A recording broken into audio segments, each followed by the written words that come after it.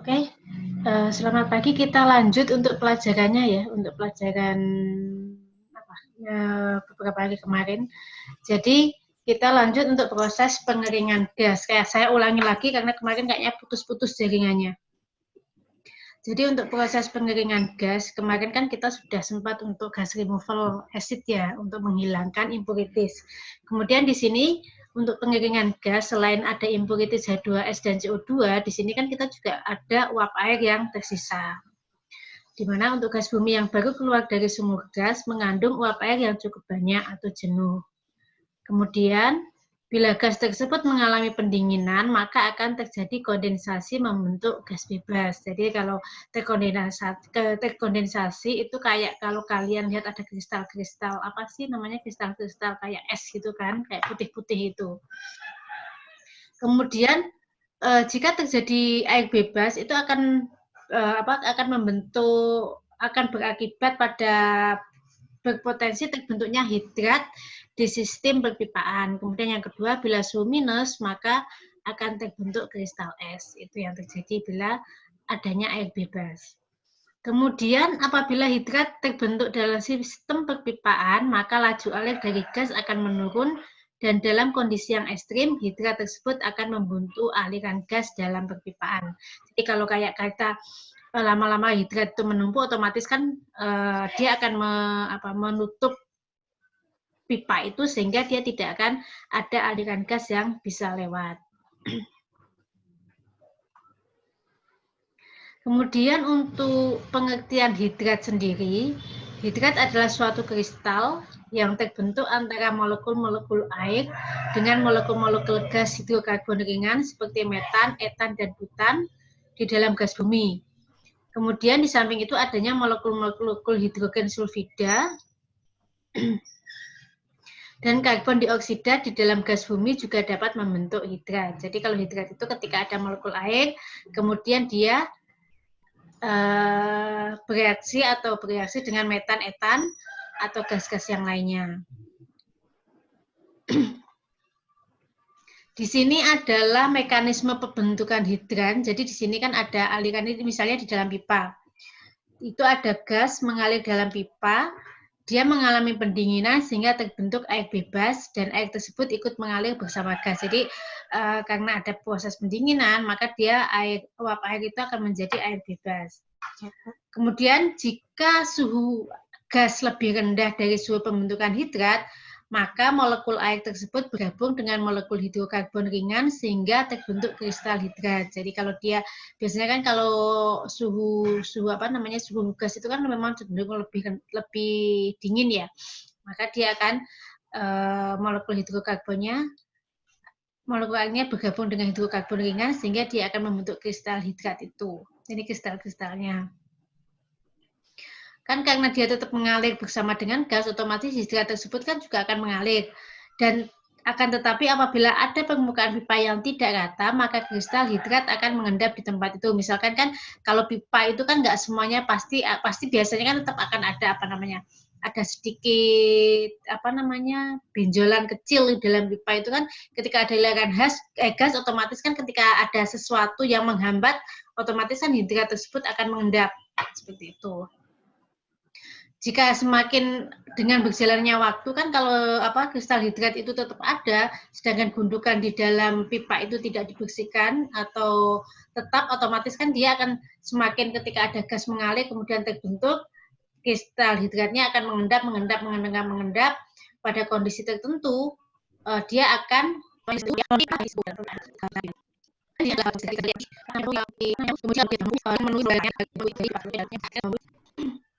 Kemudian bentuknya hidrat dalam sistem perpipaan gas. Yang pertama yaitu terbentuk bebas, yang mana air yang terbentuk dari kondensasi dalam perpipaan. Tuh, air bebas itu adalah air yang terbentuk dari kondensasi dalam perpipaan. Kemudian yang kedua, suhu operasi gas dalam pipa berada pada suhu pembentukan hidrat atau lebih rendah. Berarti kan dua faktor itu. Yang pertama terbentuknya air bebas, yang kedua adalah suhu operasi gas dalam pipa berada pada suhu pembentukan hidrat atau lebih rendah. Kemudian ketika air bebas akan terjadi apabila gas mengandung uap air maksimal atau saturated dan mengalami pendinginan. Kalau kalian belajar masalah air itu kan ada kondisi yang saturated dan unsaturated. Itu dia ketika dalam kondisi saturated atau dalam kondisi penguapannya maksimal, dia akan bisa menyebabkan terjadinya hidrat. Gitu.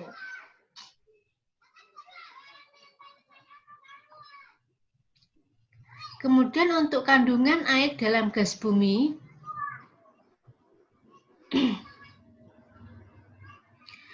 pada umumnya gas bumi yang baru keluar dari perut bumi kandungan uap airnya tinggi atau dalam kondisi jenuh. Jadi biasanya kan tetap ketika karena di dalam bumi itu kan dia di dalam sumur itu kan tekanan tinggi, karena tekanan tinggi itu kan menyebabkan air yang ada di dalamnya itu kan terjadi penguapan. Jadi uap airnya itu dalam kondisi yang jenuh, jadi sudah melampaui batas. Dia kan biasanya menguap, setelah menguap itu kan dia akan kondisinya akan terus menguap sampai dia pada kondisi yang jenuh. Di sini untuk banyaknya kandungan uap air dalam hidrokarbon gas dipengaruhi oleh suhu pengembunan air atau water dew point dan tekanan gas. Kemudian suhu pengembunan air adalah suhu gas di mana pertama kali terjadi pengembunan uap air. Jadi ketika suhu itu naik terus pada kondisi maksimal, dia akan terjadi pengembunan. Kalau dibilang dia water dew point atau suhu pengembunan air itu adalah tetesan pertama ketika ketika air itu mulai mengembun. Itu dibilang water dew point. Kemudian hubungan antara kandungan uap air maksimum pada berbagai water dew point dan tekanan gas. Untuk sweet gas dapat dilihat pada grafik 2.1. Jadi nanti untuk berapa sih kondisinya untuk kondisi sweet gas ya. Untuk sweet gas nanti kita bisa menghitung berapa sih water dew point-nya dari gambar itu, dari grafik 2.1 nanti. Ini. Jadi di sini ini water content dari sweet natural gas yang di bentar. Ya. Oke. Di sini adalah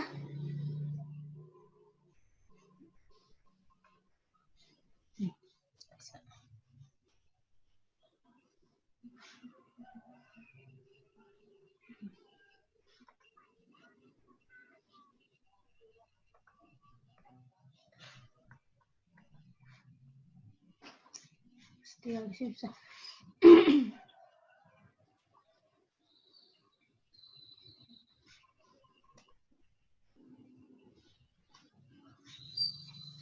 Sebentar, di sini saya coba untuk ngasih tulisan kok nggak bisa. Sorry.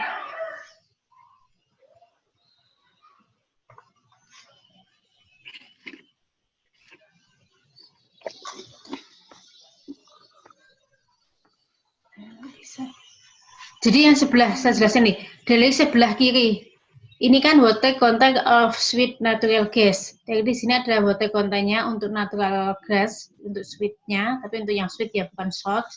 Kemudian di sini ada water dew point-nya. Kemudian garis yang miring-miring di sini, yang sini adalah tekanannya. Tekanan dalam bentuk PSI ya. Grafiknya belum kelihatan Ibu. Apanya? Oh, sudah. Grafiknya. Sudah Ibu, sudah. Sudah. Kayaknya itu ya apa? Loadingnya agak lama ya sepertinya. Oke, sebentar. Saya tuh mau nulis aja nggak bisa loh, ini kenapa ya?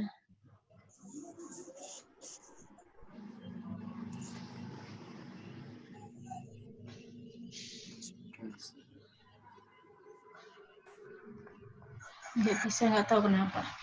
Jadi ini untuk di grafik 2.1 tadi, di sebelah kiri ini kan ada water content pada natural gas. Di sini adalah kandungan air untuk yang sweet natural gas. Di sini untuk perhitungannya itu pada tekanan 14,7 PSI dan suhu 60 derajat Fahrenheit. Jadi untuk water content dihitung pada tekanan 14,7 dan suhu 60 derajat Fahrenheit. Kemudian untuk yang bawah di sini adalah water dew point-nya. Jadi di sini dalam derajat Fahrenheit. Kemudian untuk yang garis miring-miring, grafik miring ini, dia adalah menunjukkan suhu.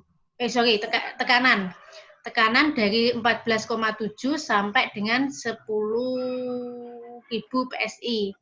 Jadi nanti misal ketika kalian ada perhitungan, ketika disuruh mencari misal water content-nya berapa persen atau water dew point-nya berapa derajat Fahrenheit, itu berarti kalian harus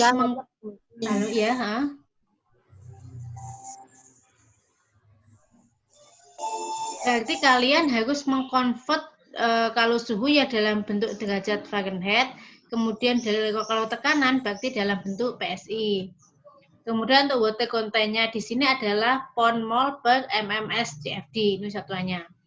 Seperti itu. Jadi nanti gimana cara menghitungnya? Kalian tinggal memotongkan garis ini dengan berapa PSI. Berarti kan misal ini. Saya itu nggak bisa nulis kenapa ya?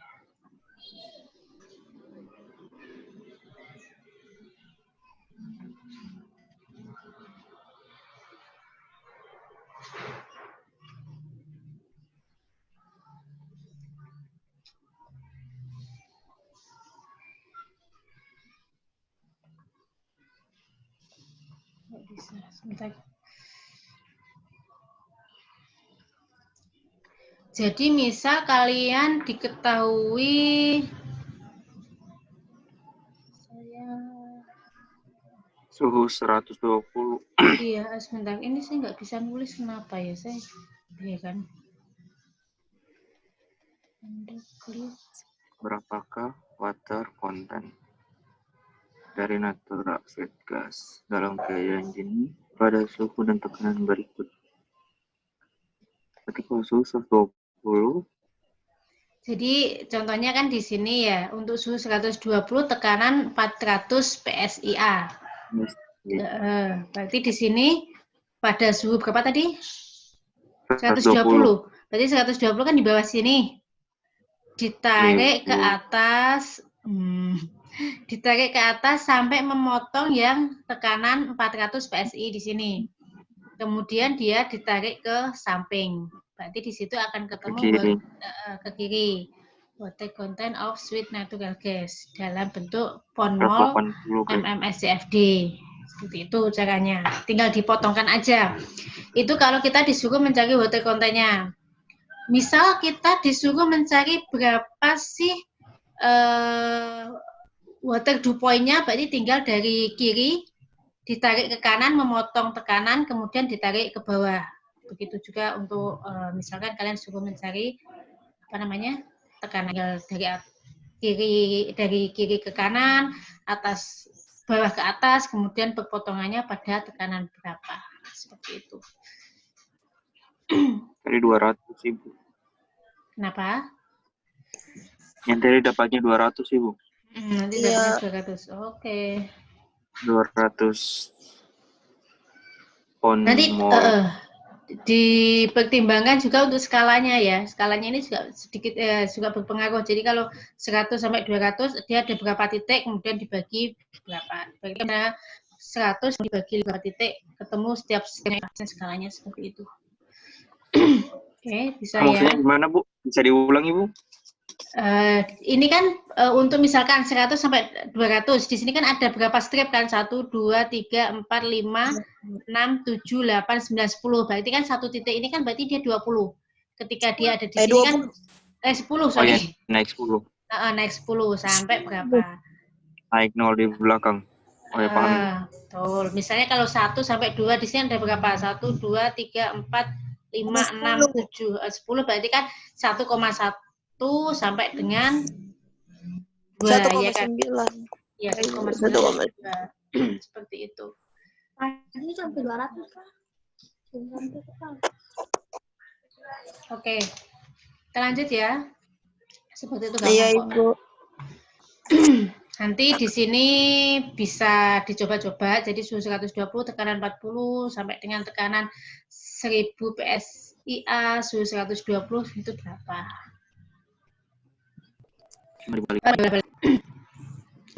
Untuk sweet natural gas bertekanan 100 PSIA dan suhunya 80 derajat Fahrenheit dalam keadaan jenuh dengan uap air. Gas tersebut didinginkan pada tekanan tetap sehingga suhunya 60 derajat Fahrenheit. Gas mengalir dengan flow rate 50 mms CFD. Kemudian di sini disuruh hitunglah kandungan uap air dari gas tersebut pada suhu 80 derajat Fahrenheit dan 60 derajat Fahrenheit. Kemudian yang kedua, berapakah uap akibat tersebut? Berapa air limbun per hari? Itu kan pertanyaannya. Itu penyelesaiannya adalah 400 kan tadi Water definite. Water contact. Water contact-nya berapa? Kemudian ada suhu Water depth tuh? yang sini. Berarti kan ditarik garis water contact. Fotonya berapa? Yang pada suhu ada 5. Jadi mengembun dari suhu 5 pada suhu. Fitri saja kayaknya. Sebenarnya lancar ya. Kemudian untuk warna yang lebih banyak 16 kan 33 MSCFD. Ini dicek lagi ya. Nya 5 MSCFD. Tadi kan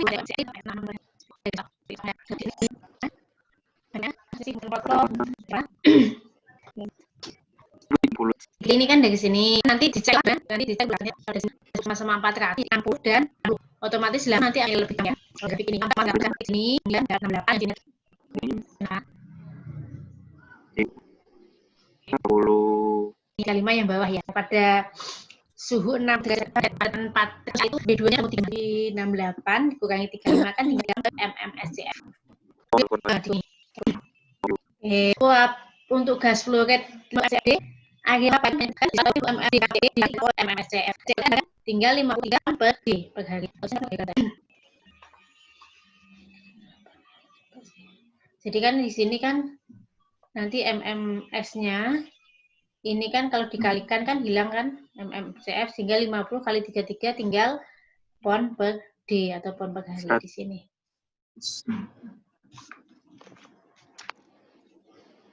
Mana? Oh iya betul. Oh berarti yang itu kurang huruf D. Yang mana? Yang 50.000. Kan dia MMS. Ini cuma MMCF. MMSCFD ini kan per D. Kan sehingga kan D-nya kan di sini, Dek. D-nya kan di sini kan? Ini D untuk D ini. Oh iya, Bu. Jadi kan tinggal MMSCF per D dikali 33 pon per MMSCF. Sehingga MMSCF-nya kan dicoret tinggal 1650 pon per D, ya kan? Karena ini dicoret. Seperti itu.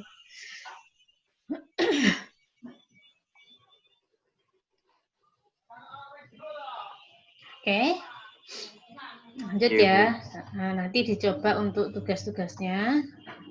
Untuk ini sebenarnya sama juga kok untuk tugas 1 dan 2-nya nanti coba dikerjakan. Kemudian kita lanjut untuk itu untuk yang tugas-tugasnya nanti dibaca dikerjakan untuk yang 1 2 ya.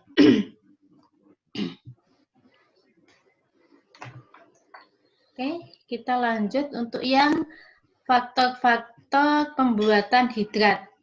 Jadi ada beberapa faktor yang dapat memicu atau mendorong terbentuknya hidrat.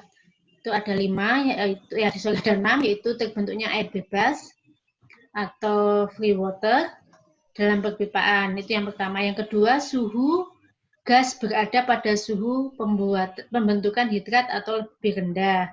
Yang sudah disebutkan tadi. Yang ketiga ada suhu operasi gas rendah. Kemudian yang keempat, tekanan operasi gas tinggi. Yang kelima, kecepatan aliran gas tinggi. Dan yang keenam adalah kondisi perpipaan, elbow, orifice, thermowell, gerak, dan lain-lain. Itu adalah faktor-faktor pembuatan hidratnya.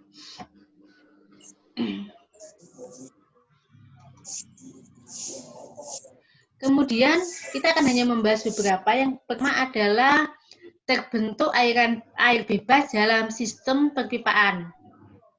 Di sini kapan akan terjadi air bebas di perpipaan? Itu adalah bila natural gas mengandung uap air jenuh atau saturated mengalami pendinginan. Jadi ketika natural gas itu yang mengandung uap air jenuh itu mengalami pendinginan. Karena kan ketika didinginkan secara tiba-tiba itu kan otomatis dia akan terjadi pengembunan. Ya kan? Seperti itu. Kemudian karena adanya pendinginan atau pengembunan itu, maka dia akan terjadi air bebas atau free water. Atau suhu lingkungan di mana pipa gas lewat lebih rendah dari water. Air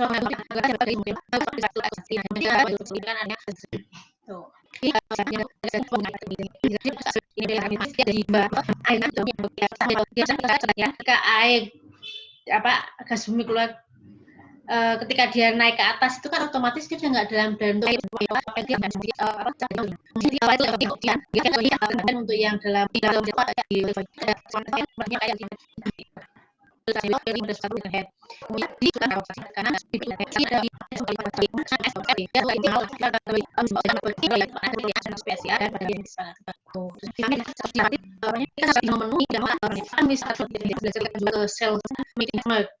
itu belum kita lakukan. Kayak di sini bisa dipahami. Oke, Bu. Kita diulang Mana? 100 kurang 60. Belum, sih masih untuknya. Sebentar, ini kan penyelesaian.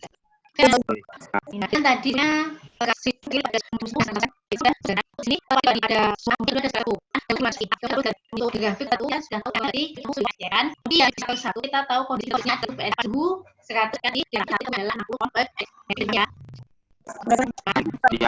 Oh iya, Ibu. Yang di sini kan, ya 1000 PSI dan suhu kamu ya kan dari sini. Ibu. Nah, kalkulasi di 1 dari kondisi 20. Berarti 50, 65. kan? Di sini kan berarti tinggal kan sebenarnya sama dengan 65 apa? Pon per MMSCFD, MMSCF ya kan? Kemudian untuk mengetahui air terkondensasi, berarti kan kita harus mengalihkan dengan uap air yang keluar tadi. Berarti kan tadi ada 20 MMS. Sebentar. Di sini ya, di sini. Berarti di sini ada 65.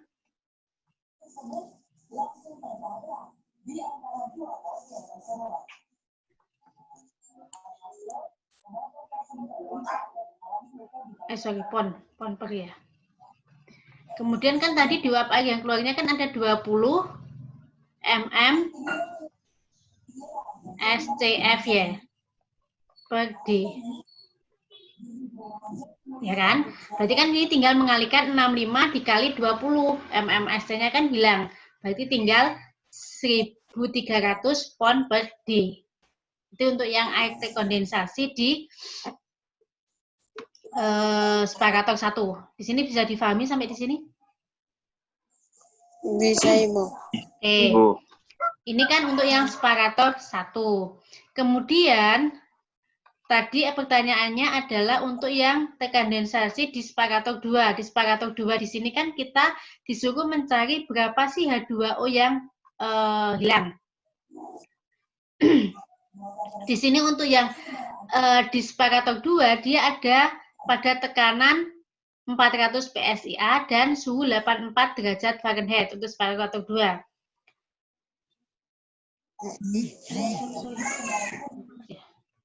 Kok tugas sih? Sini, sorry. Untuk separator 2 kita kan ada H2O-nya adalah 500 pon per D, ya kan? Kemudian di separator 2 itu terjadi pada suhu 400 PSIA dengan dengan tekanan yang ditanya pada tekanan 400 PSIA pada suhu yang ditanyakan. Sehingga kan nanti untuk penyelesaiannya kan untuk air terkontaminasi di separator 2 itu kan kita tahu nilainya adalah 500 pon per D, ya kan? Untuk yang separator 2. Kemudian dikurangi W2 kurang W3. Maksudnya Yang kayak di atas itu, Fit. Di atas kan Ini. W1, W2. Jadi Yang ini kayak kan di atas itu, ya, kayak di penyelesaian. atas. Oh, dapat 500 dari. Harus di gambar tuh H2O di grafik kita contoh kasus 500 LB per day. Gimana? Apa Yang kayak kalau yang di nomor 1 kan cari untuk H2O. Yang separator 2 cari untuk temperatur. Gini, jadi kan untuk yang separator 1 ini kan tadi kan kita tahu dia adalah nilai dari W1 dan W2 dikali dengan 20 mm SCFD, ya kan? Sehingga ketemu, ya. Kenapa, Dek?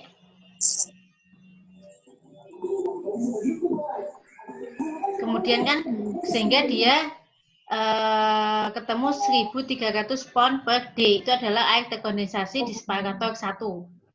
Ya kan?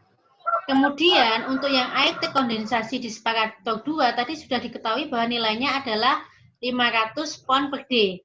Ini sudah diketahui. Kemudian kita disuruh mencari berapa sih suhu di separator 2. Itu kan pertanyaannya kan gitu, ya kan? Sehingga sama dengan yang tadi itu kan sebenarnya kan nilainya di sini kan 125 dikurangi 60 dikali 20 mmCFD sama dengan 1.300 pound per day, gitu kan? Kalau yang di sini, yang untuk di separator 2, itu otomatis kalau tadi W1, W2, berarti di sini adalah W2 dikurangi W3, ya kan? Kemudian, internet unstable lagi, dikali dengan 20 dikali dengan 20 mmCFD, ya kan? 2 mmCFD kan kita sudah tahu nilainya tadi, sama dengan 1.500 pound per mol. Pound per day. Tuh. Sehingga ketika ini kita kalikan kan berarti sebelumnya kan ini ada dikali dengan 2 mmCFD sama dengan 500 pound. Sebenarnya kan seperti ini. Sehingga ketika kita ada W2 dikurangi W3, otomatis kan tinggal 500 dibagi 20 mm CFD. Bisa dipahami? Saya ulang. Jadi kan untuk W2, W3, untuk separator 2 ini kan ketemu 500. Ya kan? Pound per day. Ini kan di soal. Ya kan? Kemudian seperti yang soal yang untuk yang kondensasi 1 di sini kan kita tahu bahwa dia W2 dikurangi W3 kan berarti dia dikali dengan 20 mms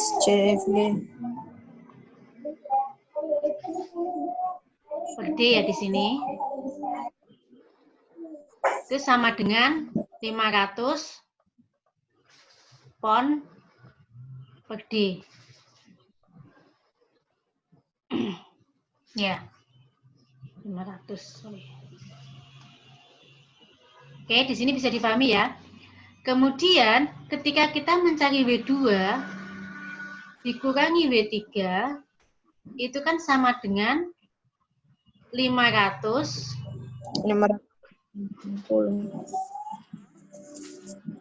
dibagi 20.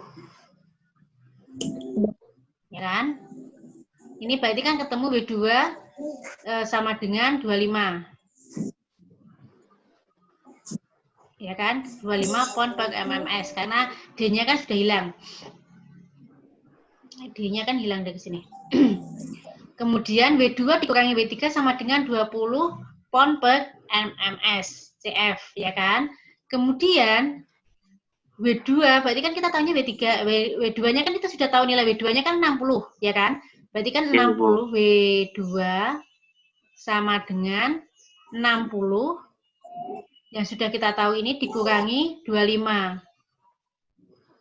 Ya kan? 260 dikurangi 65 pound per mmSCF. Wah, sekarang tahu lah balik. Ya kan? Kemudian W2-nya kan kita tahu nilainya adalah 35. Berarti kan 35 pound per MMS. 3 Ibu. W3 Ibu. 23? W3 Ibu. W3 ya 35 tuh. Oh ya, W3. 35, sorry. Oh, ini W3 ya. Berarti kan W3-nya kan 35. Berarti ketika kita tahu W3-nya 35, kemudian kita tahu suhunya, tekanannya tadi berapa? 400.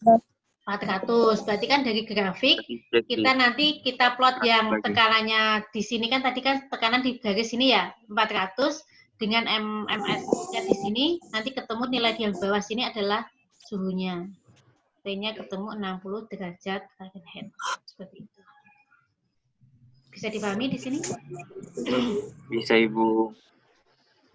Nanti kalau ada yang belum paham bisa tanya ke Mas Andy-nya ya.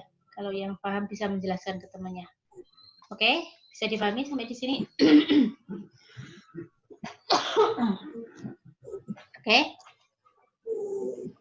Kita lanjut kalau sudah ya, saya clear ya. Oke, Bu.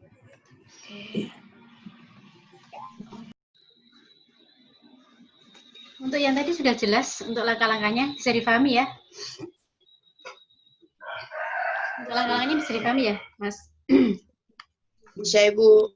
Oke.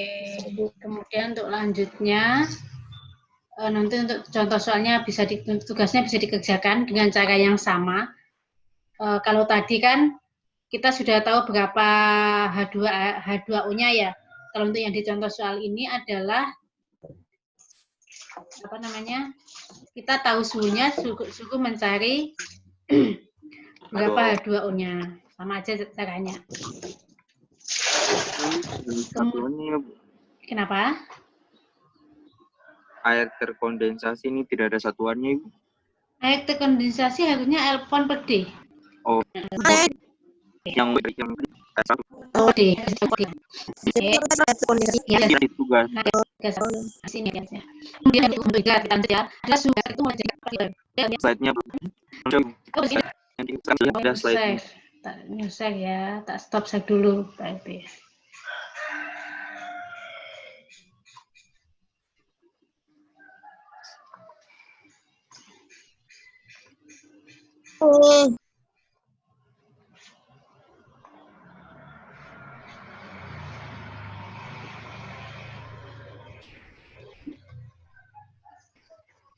Bisa.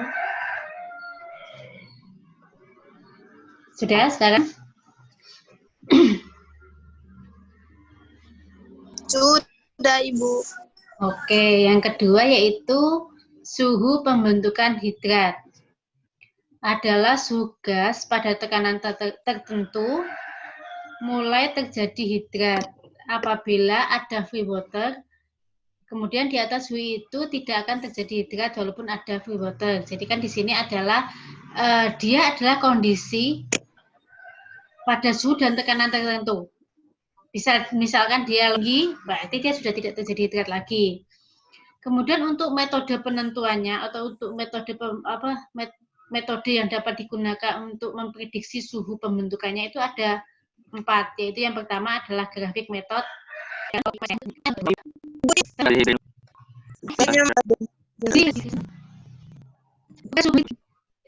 Bukan Ibu, gas dehydrating unit Ibu. Sebentar. Kita tadi Ibu. Topiknya kenapa ya?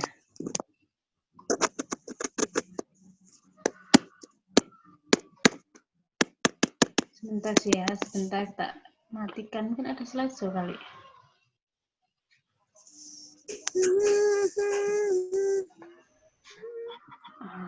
Oke, ini.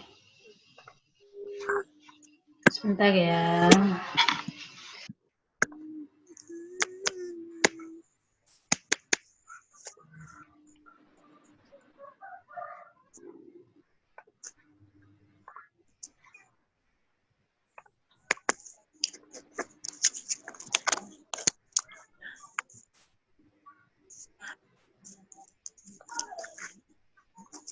Sudah di sini? Sudah, Ibu. Oke, sudah pembentukan hidrat ya. Tapi Oke. Jadi untuk suhu pembentukan hidrat tadi ada 4 metode yang bisa digunakan, yaitu graphical method, nanti yang akan kita bahas. Jadi untuk graphical method di sini, untuk grafik 2.2, di sini ada suhu gas dalam derajat Fahrenheit, kemudian di sini adalah tekanan gas. Kemudian di sini untuk ada garis ke samping ini. Jadi Ibu, slide-nya belum terganti, Ibu. belum terganti yang mana? Sudah, Ibu. Sudah. Oke, Jaringan. Bentar.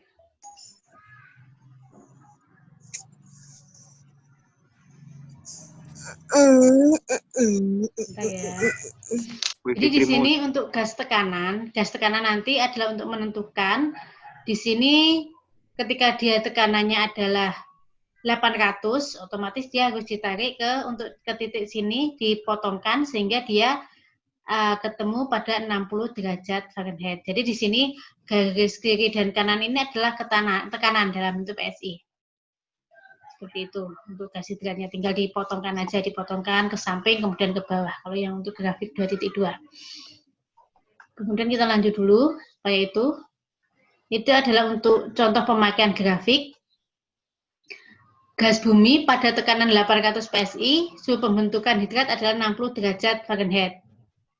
Ini artinya, hal ini berarti apabila suhu gas dalam sistem perpipaan 60 derajat Fahrenheit atau lebih rendah, dan pada saat itu ada air bebas, maka dalam sistem perpipaan akan berpotensi terbentuknya hidrat. Seperti itu ya untuk penjelasannya. Kemudian di sini misalkan gas bumi dalam kondisi jenuh dengan uap air pada tekanan 800 PSIA dan suhu 100 derajat Fahrenheit mengalir dalam pipa di mana suhu lingkungan pipa yang terendah ada Fahrenheit, maka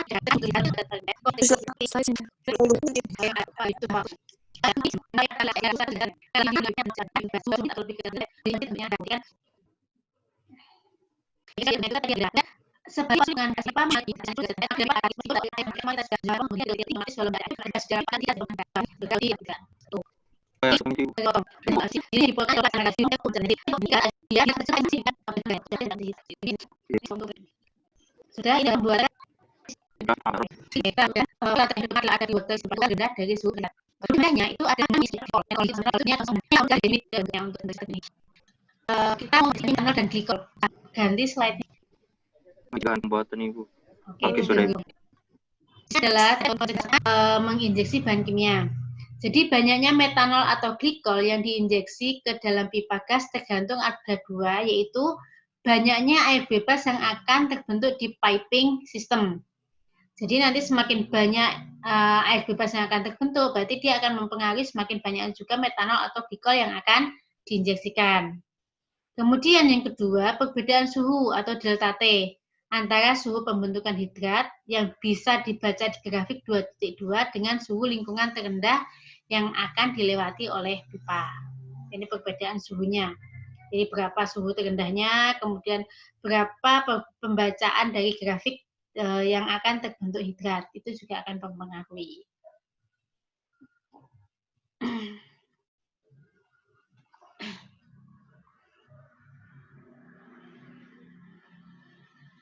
Di sini adalah untuk contoh soalnya, suhu pembentukan hidrat natural gas pada tekanan 800 PSIA itu adalah 60 derajat Fahrenheit. Suhunya sudah ketahui ya, ketika dia 800 PSIA, dia adalah suhu pembentukan hidratnya adalah 60 derajat Fahrenheit. Gas tersebut dialirkan dengan pipa dan suhu lingkungan terendah pipa akan lewat misalnya 40 derajat Fahrenheit. Berarti di sini adalah suhu pembentukan dikurangi dengan suhu terendah dari pipa, itu ketemu delta T-nya. Sehingga delta T-nya 60 dikurangi 40 sama dengan 20 derajat Fahrenheit. Di sini bisa ya, gampang ya. Kemudian di sini ada grafik 2.3. di sini ada cirinya itu kondensasi dari gas adalah pon per ms. Jadi yang kemudian mengaplikasikan itu adanya. Ilmu ibu. Baru Ilmunya Pak. Oh, ya di sini sudah ibu.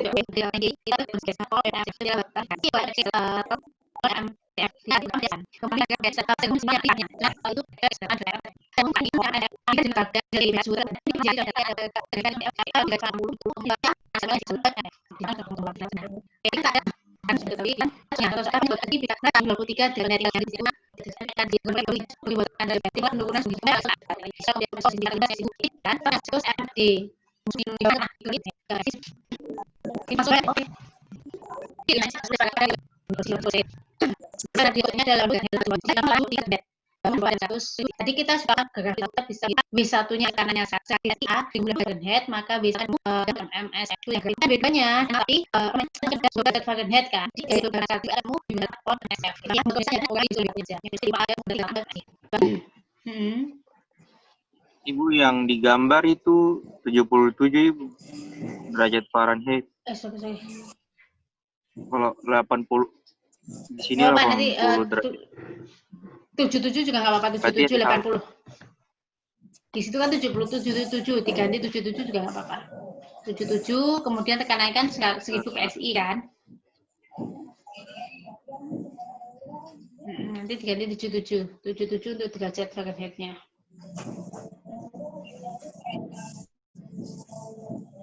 Sudah bisa dipahami? Sampai di sini, ini 77 ya, nanti ganti 77. Mungkin dia W1-nya nggak akan beda jauh, memang skalanya kecil. Oke. Kemudian, gimana? Kemudian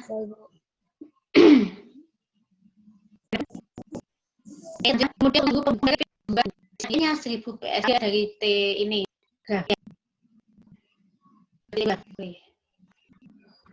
Oke, ya.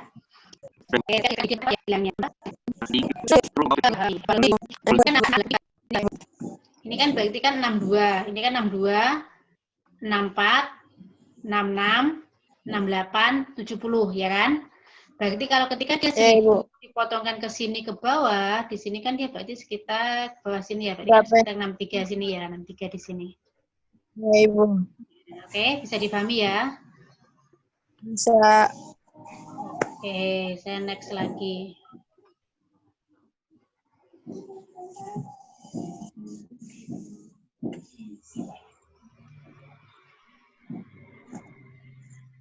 Oke. Sudah? Sampai ke slide penurunan suhu pembentukan hidrat. Masih digambar itu. Oke, sudah Ibu. Oke. Jadi kan untuk suhu pembentukan hidrat dari grafik 2.2, tadi kan pada tekanan 1000 PSIA, itu ketemu suhunya adalah 63 derajat Fahrenheit, ya kan? Kemudian tadi di soal diketahui bahwa dia suhu sekeliling pipa terendah adalah 23 derajat Fahrenheit. Bisa dipahami? Suhunya adalah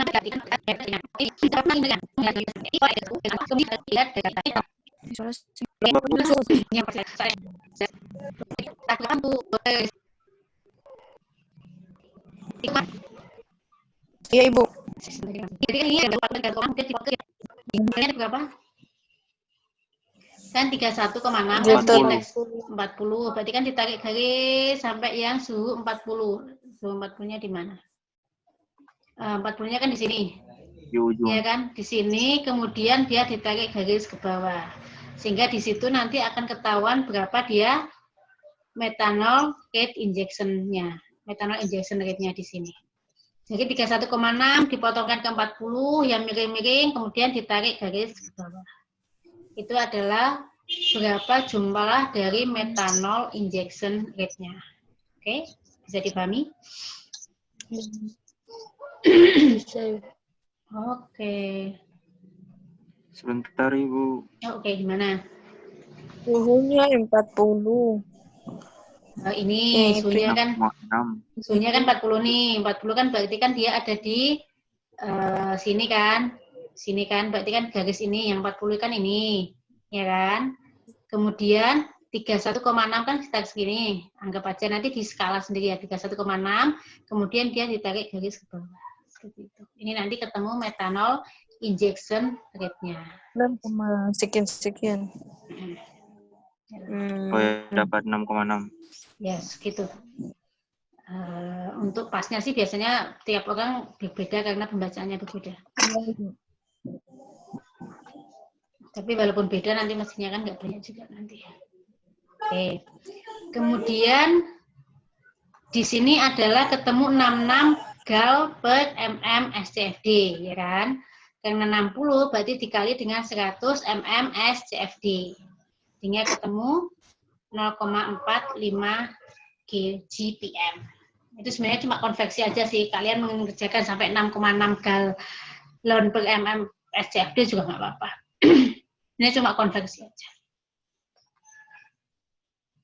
Oke, bisa dipahami ya?